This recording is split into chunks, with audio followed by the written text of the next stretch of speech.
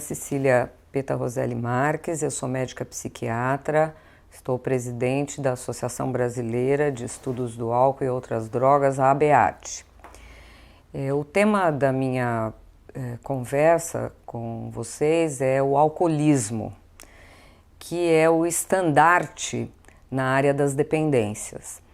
É uma doença grave que se desenvolve no cérebro, o órgão mais importante do nosso organismo, né? O presidente do nosso sistema humano, né?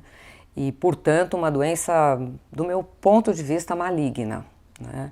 Precisa ser tratada, é possível que seja tratada, existem muitos tratamentos importantes que nós vamos discorrer nos mais efetivos e, enfim, é preciso que além do tratamento exista prevenção, exista uma política para o álcool que cuide dessa questão tão séria. Então eu vou dividir a minha fala sobre a doença, depois nós vamos trabalhar um pouquinho sobre também prevenção e políticas. Bom, para falar da doença dependência, né, uma doença de conhecimento ainda limitado, é preciso também que a gente entenda que para que o indivíduo se torne um dependente, ele precisa entrar em contato com substâncias especiais, né? No momento nós estamos falando do etanol, mas uma substância que tem o poder de entrar no cérebro, acionar determinadas áreas desse cérebro, áreas específicas, e desenvolver um mecanismo de tolerância e a seguir sim instalar a doença da dependência. Então não é toda substância que é psicoativa e psicotrópica, isto é, que vai nesse local e desenvolve, aciona diversos mecanismos aí envolvendo hormônios do cérebro, envolvendo neurônios dessa área neurobiológica, né, tão relevante. Aspirina ou antibiótico, nenhuma dessas substâncias desenvolvem a dependência. No caso, o etanol é uma substância que aciona, portanto, essas vias, desenvolve uma necessidade dessas vias de obter cada vez mais substâncias para ter o mesmo efeito inicial, que é a famosa tolerância, e aí o indivíduo passa a não controlar mais esse consumo.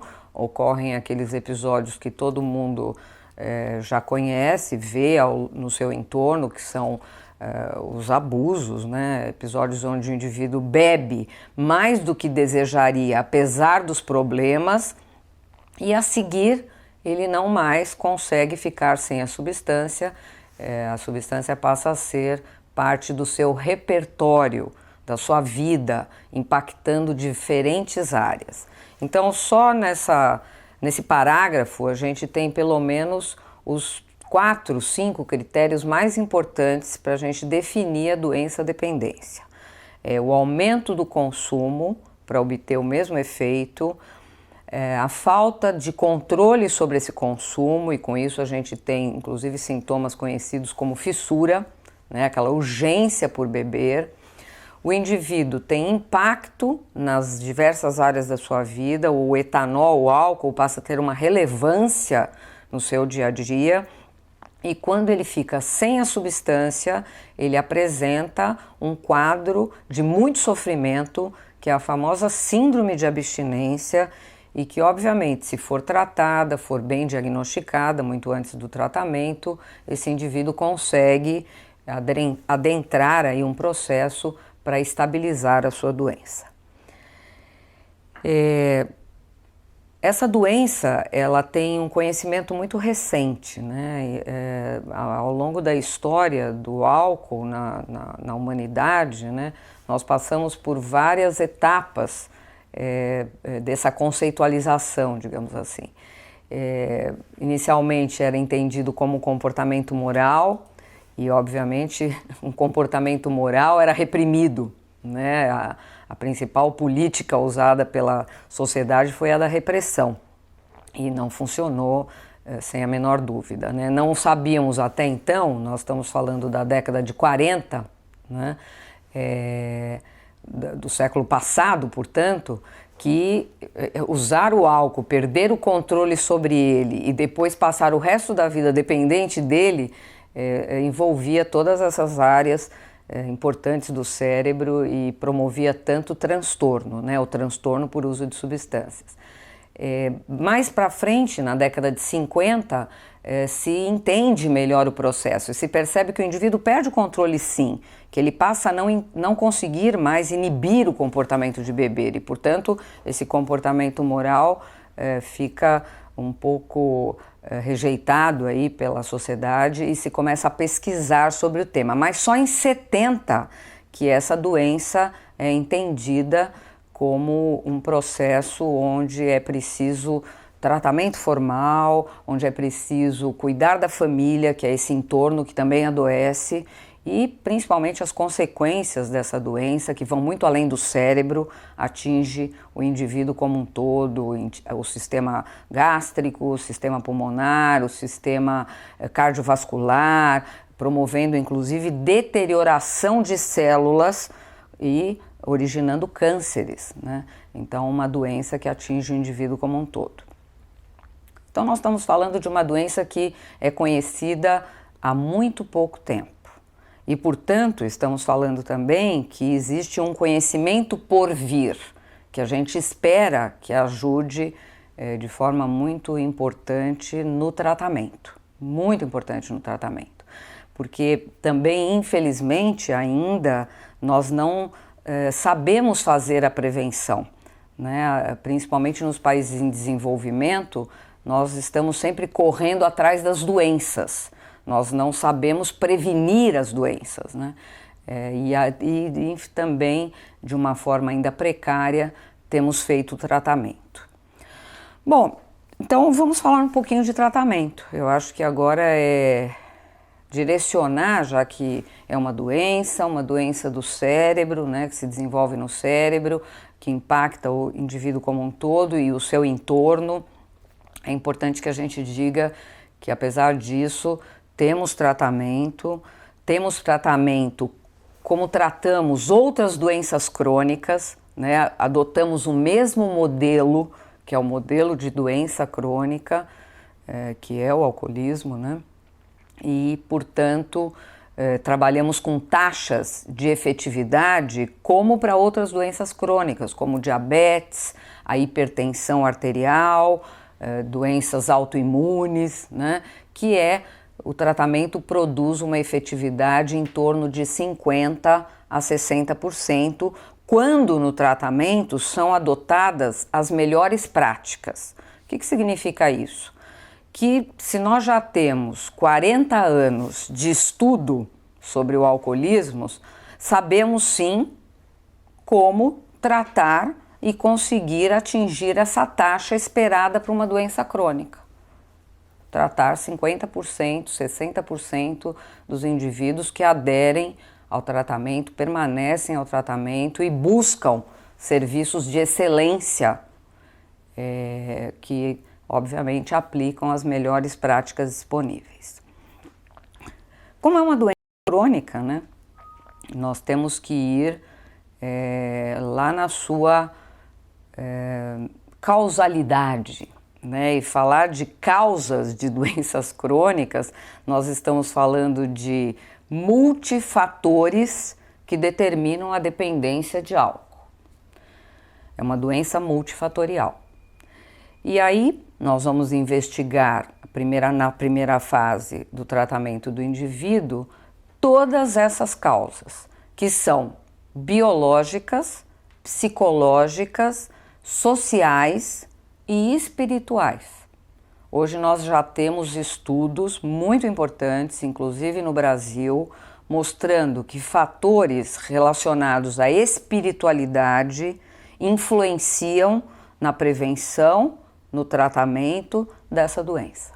Então, estamos ainda engatinhando nessas pesquisas em relação a fatores da espiritualidade, mas é sabido que nós temos que avançar porque protegem o indivíduo, fazem parte principalmente de fatores protetivos em relação ao desenvolvimento da dependência. Mas os fatores biológicos, psicológicos e sociais já obviamente foram muito estudados, são 40 anos de estudo e devem ser aplicados ao longo do tratamento. Na fase 1, nós vamos entender primeiro como é que esse indivíduo desenvolveu essa relação ou essa carreira com o álcool. Como é que esse indivíduo iniciou o consumo, porque quanto mais cedo se inicia o consumo, pior o prognóstico, pior o resultado. Como que foi o padrão desse beber, digamos assim, que é essa relação mais intrínseca que o indivíduo vai ter com a substância. Então, quando ele começou, como ele se relacionou e em que momento ele obteve, infelizmente, né, essa doença que é secundária. Ela não é uma doença primária, o indivíduo não nasce dependente de álcool, não é inata, é uma doença que o indivíduo adquire, que ele vai ao longo do tempo se relacionando com a substância e por diversos fatores ele pode sim vir a desenvolver a dependência. Então, se é uma doença secundária, eu preciso determinar esses fatores, esses múltiplos fatores, porque no tratamento eu vou precisar agir em todos. Senão, obviamente, a efetividade diminui, né? Então, eu digo que trabalhar e tratar esses indivíduos é muito difícil, mas é possível, exige uma investigação aprofundada, porque, como eu já falei, nós vamos ter que intervir em múltiplos fatores.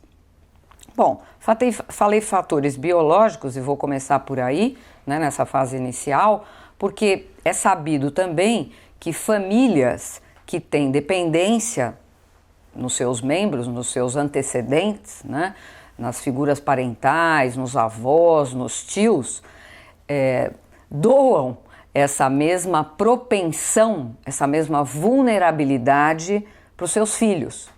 Mas só esse fator não determina a dependência. O indivíduo pode ter pais, tios, avós dependentes de substâncias e não desenvolver a dependência, porque é uma doença multifatorial. Mas, sabidamente, a taxa de risco, né, o risco desse indivíduo vir a desenvolver é maior, já que ele tem antecedentes positivos para dependência, e é preciso que isso seja, sim, incluído no diagnóstico.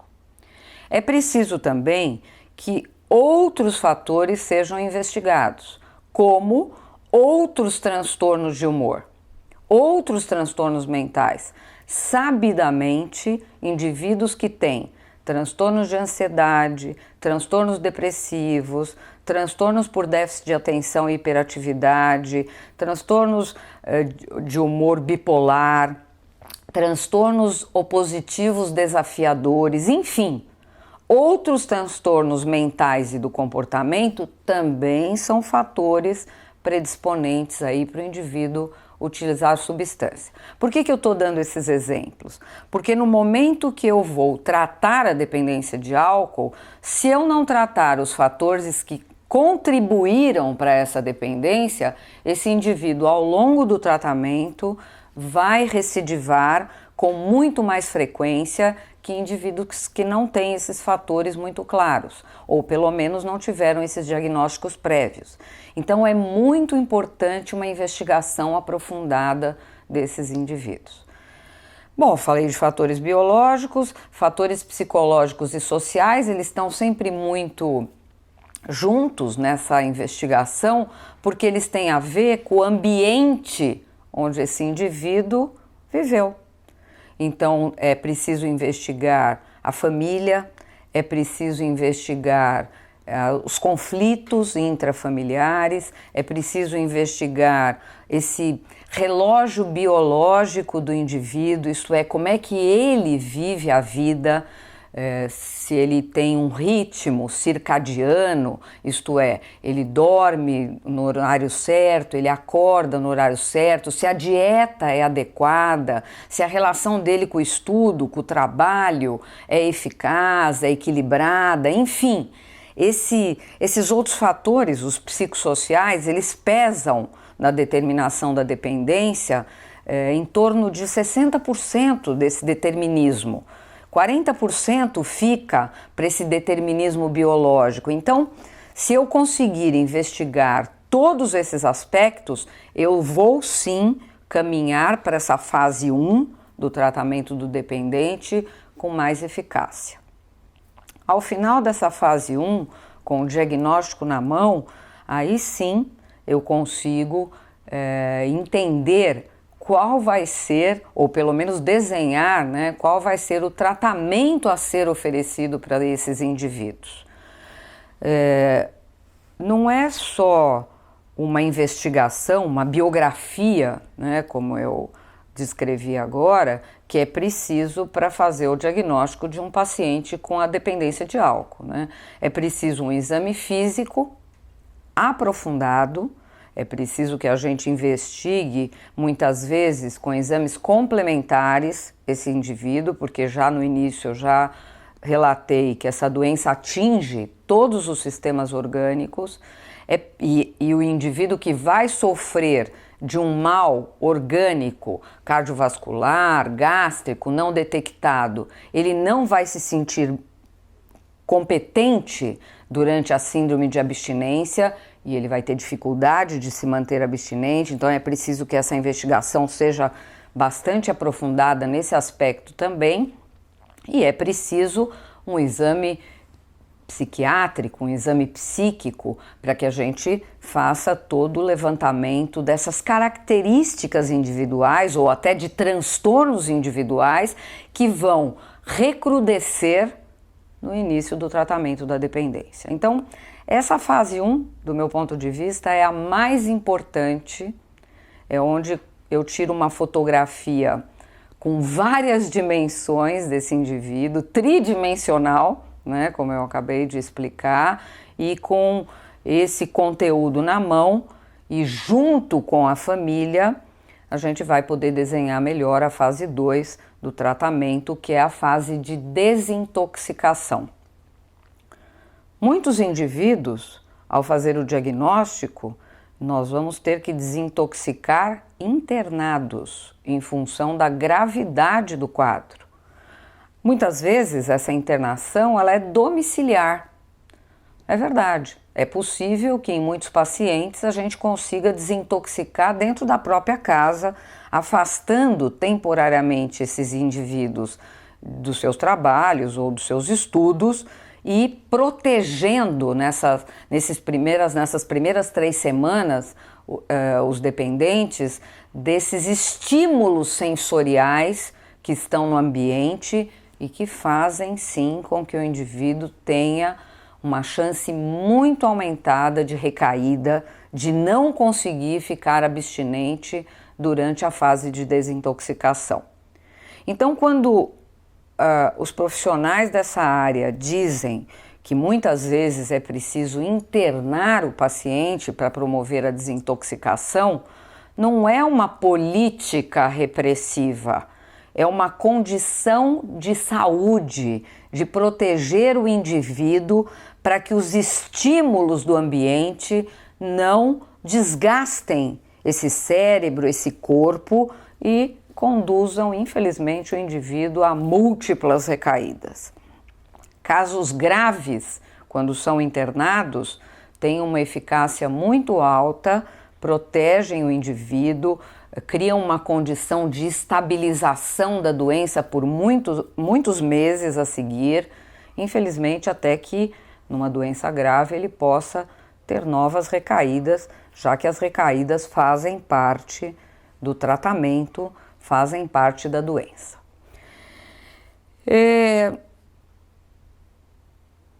De porte desse desenho do tratamento, né, e portanto dessa fase 2, que é a desintoxicação, que demora em média 1 mês,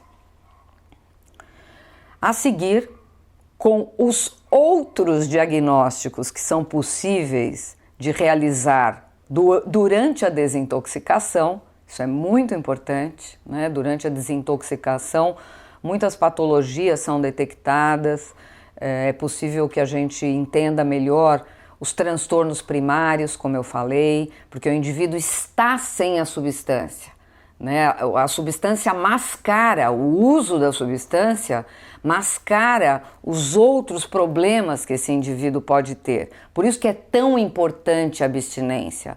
A abstinência não é um radicalismo, uma postura 880. Não é nada disso. A abstinência é necessária, mesmo sabendo que esse indivíduo vai recair, para que a gente entenda o que está por trás desse diagnóstico secundário, como eu falei, da doença da droga. A gente precisa ver o indivíduo original, ou pelo menos os outros problemas que ele tem, para que a gente o proteja, para que ele recaia menos. Então a abstinência faz parte do tratamento, sim. Bom, vamos dizer que, né, usando um caso como exemplo aí para a gente, um caso positivo, né, para a gente caminhar aí na explanação sobre o tratamento, que esse indivíduo conseguiu ficar abstinente 1 mês, nós temos aí a desintoxicação realizada, temos um olhar aprofundado com múltiplos diagnósticos, né, de uma doença crônica, né, que é simplesmente a ponta do iceberg, né, que está sendo tratada, mas que vai nos trazer outras questões a serem equilibradas também. Passamos a seguir para a fase 3 do tratamento, que é a estabilização da doença crônica. Uma estabilização onde aplicamos a prevenção da recaída, que é um referencial muito interessante, também efetivo, onde trabalhamos com esse indivíduo para que ele, entendendo a doença que tem, ele mesmo saiba dos seus fatores de risco e consiga o controle ou a evitação das recaídas. Quanto menos recaída, melhor o prognóstico. Portanto, nós vamos treinar o indivíduo por volta de 6 a 8 meses para que ele recaia menos, para que ele entenda mais da sua doença crônica e para que a seguir, nesse período, ele resgate a sua autonomia. A gente acredita que com 12 meses, e os estudos apontam para esse período, essa duração do tratamento, essas principais fases do tratamento sejam completadas e esse indivíduo tenha uma doença crônica estável e ele passe também a participar do tratamento ativamente, fazendo o controle das recaídas e resolvendo outras questões, fazendo a parte que a gente considera muito relevante, que já começou durante essa fase 3, que é a reinserção social. A reinserção social, ela pode ser feita até durante a desintoxicação, até durante a estabilização da doença. Depende da gravidade da dependência, né? Essa que é uma visão importante, porque é muito difícil que a gente olhe por aí com experiências muito bem intencionadas, né? De fazer reinserção social primeiro e depois tratar, como a gente tem assistido aqui no Brasil, principalmente aqui em São Paulo, né? Mas é muito difícil que o indivíduo gravemente comprometido pela dependência, ele consiga trabalhar, ele consiga retomar os seus vínculos, né? Ele consiga entender a dimensão dessa doença e volte a se reinserir na família ou nos grupos sociais. É preciso que primeiro a doença esteja estável para que aí a gente consiga fazer a reinserção social e ele volte a estudar, a trabalhar, a procurar a sua própria família, a buscar novos grupos e ter uma vida normal. A dependência de álcool ou qualquer outra droga, quando estabilizada, ela é uma doença que cursa como um diabetes e esse indivíduo vai poder sim se reinserir e retomar toda a sua história pessoal de uma forma lúcida, participativa e equilibrada.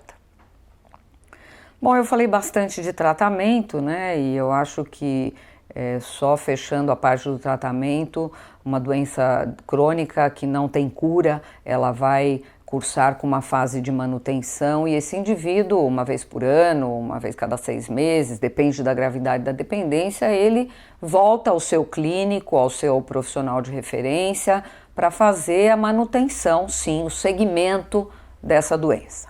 Então nós estamos falando que é uma doença que tem alta parcial, né, e que precisa de controles ao longo da história, da vida desse indivíduo, para que ele cuide sim de uma doença tão grave como essa. Bom, falar de doença é o que a gente mais sabe, né? Como eu falei, nós temos 40 anos de estudos sobre como tratar a dependência de álcool, mas é preciso, em função do custo-benefício, né, em relação aos estudos sobre a dependência de álcool, que a gente faça prevenção e trabalhe com políticas para o álcool, né? Países em desenvolvimento começam sempre pela doença, como eu falei, e a prevenção fica esquecida. Mas já que nós estamos falando de uma doença tão grave, não dá para esquecer a prevenção. E a prevenção começa por um levantamento muito detalhado de qual é o perfil do bebedor brasileiro. Então, os estudos epidemiológicos, etnográficos, são estudos que olham, tiram uma foto do como bebe o Brasil, né? E a partir daí é preciso que se desenvolvam desenhos para essa melhor política preventiva, né?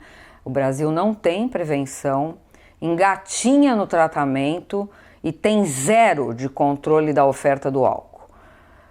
A gente engatinhou bem, né, nesses últimos 10 anos. Né? Nós tivemos a primeira lei que proibiu em 2003 o beber nos estádios de futebol. E a gente serviu de modelo para muitos países no mundo quando a gente oficializou essa lei. Uma lei federal, né, que proibiu a bebida nos estádios de futebol. Mas também a gente retrocedeu totalmente quando, infelizmente, em 2012, a gente formatou uma lei, a Lei Geral da Copa, que cancelou essa lei de 2013, né? E a gente, com certeza, deve ter tido um impacto, né, ainda não divulgado, em relação à violência e álcool, quando ficou aí à mercê, né, de muitos indivíduos dentro dos estádios que puderam voltar a beber. Então, política é muito importante também, né? E uma política de controle da oferta, como essa, que eu dei de exemplo agora, faz toda a diferença e fez nos levantamentos que foram feitos de 2003 a 2010, mostrando como diminuiu a violência relacionada a beber nos estádios, como isso foi importante.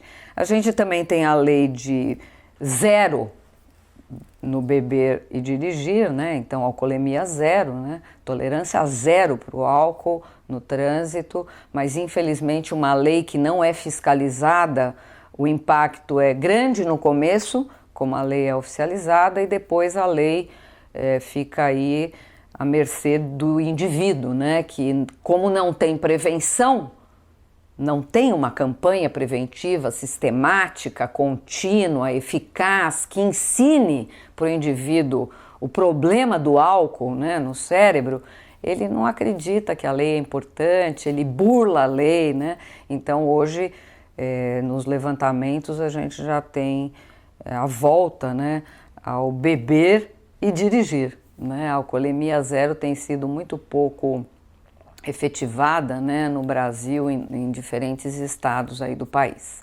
Né? Nós já temos esse levantamento em vários estados mostrando que a gente tem andado para trás, né? Que o brasileiro tem sim utilizado o álcool e dirigido. Então precisa de lei para controlar a oferta da bebida, que é muito importante, é uma política barata e de sucesso, só não é barata para a indústria, né, que vai ter um desfalque, mas a gente está tendo essa limitação.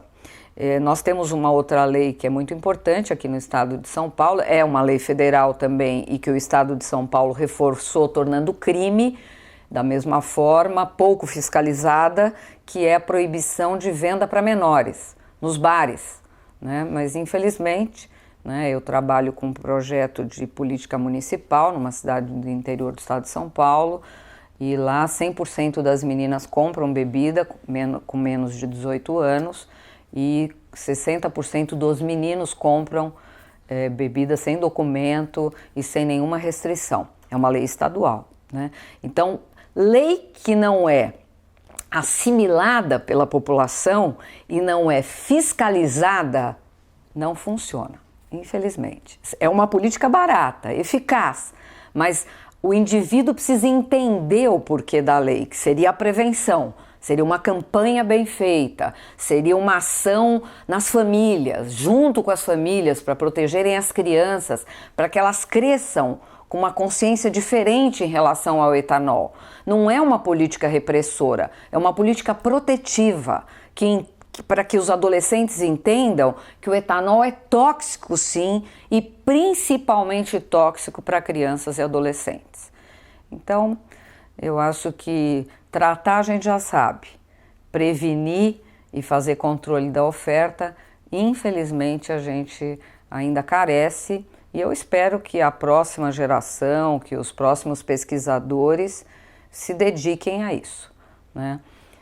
Valeria a pena também que o tratamento de melhor evidência científica fosse disseminado pelo SUS, né? E no meu sonho, né, que trabalho com isso há 30 anos, eu ainda quero ver um tratamento para álcool e drogas na atenção primária à saúde, como mais um programa de doença crônica, como qualquer outra doença crônica aqui no Brasil. Eu acho que é isso. Obrigada pela atenção.